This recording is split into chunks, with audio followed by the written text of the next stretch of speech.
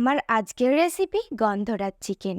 আপনারা আগে যদি কখনো এইভাবে চিকেন না বানিয়ে থাকেন, তাহলে আমি অনুরোধ করছি একবার অন্তত এইভাবে বানিয়ে দেখুন। স্বাদ ভুলতে পারবেন না।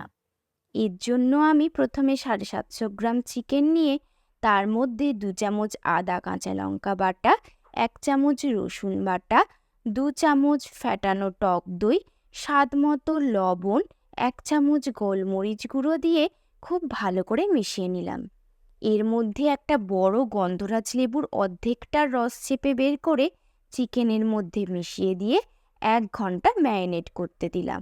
ফ্রাইং প্যানে 2 চামচ সাদা তেল গরম করে শুকনো লঙ্কা, তেজপাতা, গোলমরিচ, লবঙ্গ ফোড়ন দিয়ে 30 সেকেন্ড পর বড় 3 চামচ পেঁয়াজ বাটা, এটাকে একটু ভেজে নিয়ে তার মধ্যে 1 চামচ রসুন বাটা, 2 চামচ আদা কাঁচা লঙ্কা বাটা দিয়ে কষিয়ে চিকেনের টুকরোগুলো তার মধ্যে দিয়ে ভালো করে কষাতে লাগলাম। এই সময় এর মধ্যে 1 চামচ হলুদ গুঁড়ো দিলাম।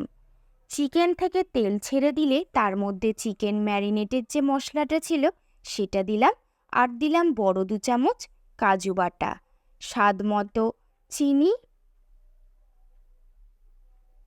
এবং লবণ।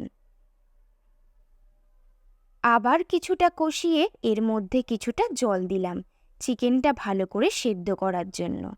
চিকেনটা যখন সেদ্ধ হয়ে যাবে তখন এর মধ্যে 3টে গন্ধরাজ লেবুর পাতা এবং 5টা গোটা কাঁচা লঙ্কা দিয়ে ঢাকা দিয়ে আরও 1 মিনিট ধিমে আঁচে ফুটতে দিলাম।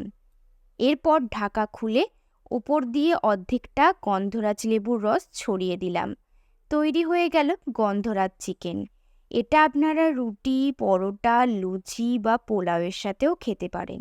ভিডিওটি ভালো লেগে থাকলে অবশ্যই লাইক, শেয়ার এবং কমেন্ট করে নেবেন।